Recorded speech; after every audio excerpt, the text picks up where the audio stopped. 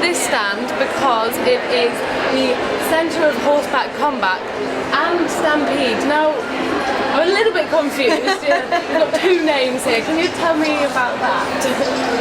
Basically, the Stampede Stunt Company is our show company. So that's our main arena shows that go out. And wherever we're going away, there's a Stampede Stunt Company. So if we're doing promotions, often actually photo shoots, premieres, whatever, we want some standard horses, Stampede Stunt Company. The public can come and learn this stuff. So we came about with the Centre of Horseback Combat, which is a secondary company actually. So people come to us and they learn jousting, horseback archery and stunt riding. Cool. This is who we are. This is where we live. Oh, perfect. You can come here. Now, I work for a girl called Rosie Howard in Galloping Acrobatics. Yes, we know her. Very good. Thank you. Like that. So, I've just done one season, obviously you know this already, and I've never done any commentating before I did it for her. Have you got any tips for me to take into my next season? Well, Karl is one of the, we consider him the best presenters in the UK, and he's got years of experience. By myself, so. By himself, certainly, and by me. We're allowed to say that. Yeah. So, yeah, you have a lot of presenting skills and tips. Yeah, I suppose the key for a presenter is that you're an interface, you're the explanation and the friend of the audience, which explains why all this stuff's going on behind you. It's all very clever stuff, but sometimes people need a bit of a human face and someone to introduce them to the extraordinary stuff going on behind them.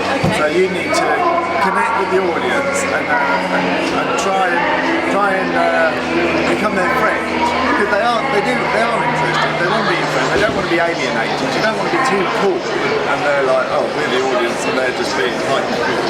So, corny jokes are okay then? Corny jokes are great. Okay. Jokes are great full stop, because I think humour's really important. Right. I really believe in that. From someone who's performed in a lot of shows and watched a lot of shows, when people don't put humour in, it loses me, and I like the humour because it's friendly and grabs someone in the audience who can be your friend and you can present too. I think you don't have to grab everybody in the audience, because obviously there's a lot of people and you can't interact with every single person, but it's quite normal to see somebody interacting with this person here, and this person 2 people down sees you just being a friendly person, and so they automatically think, yeah, that's a friendly person, and then at some point during the half hour you're going to make eye contact with them as you do as you wander around. So don't feel as though you're specially picking on these people to be your friend and everybody else is left out, because that's not the way it works. People just like seeing you being normal, being friendly, being approachable. They'll come and see you after the show as well. Yeah. But they may feel a little intimidated seeing Rosie doing all these superb things there. Although I must say that she's got the most friendliest and welcoming personality, because as a girl performer, you need to be approachable as well. Wouldn't you agree? Yeah, because it's like I said, a lot of the costumes are quite sexy, and I think you don't want to come across as cold and off-putting, and I'm very cool. You know, I think the hard to say, the sexier the costume, the more friendly you've got to be. Right. Okay. Absolutely. The more you've got to smile and be absolutely, I'm one of you and I'm normal, you know, and I do this, my job, but you know, I go down the pub and I muck out my horse and exactly the same, but I've just got my glitter on today and my tights, and you know, and I think I personally find that really important. Can I ask one tip for those days in those summer shows when you've got sideways rain and you're freezing cold and there are 4 people stood, brave souls, actually still watching you?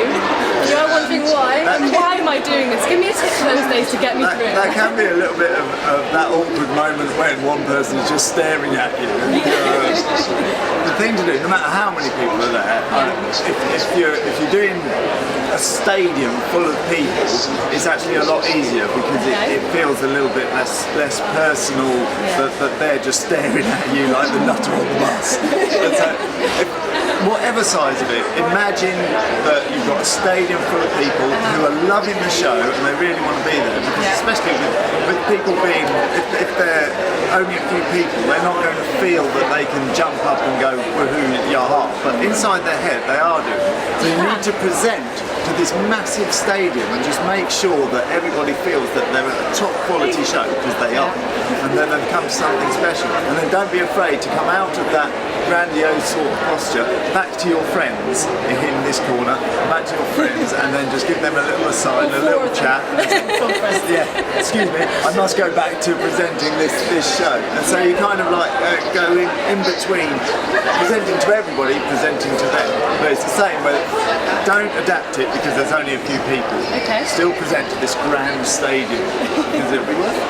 Well, thank you very much, Zana, and thank you very much, Karl. I've taken away Pleasure. 3 top tips there. Eye contact is good, humour is good, and we're presenting to a stadium no matter how few people are watching us. Yeah, It's true. Thank you very much. Pleasure.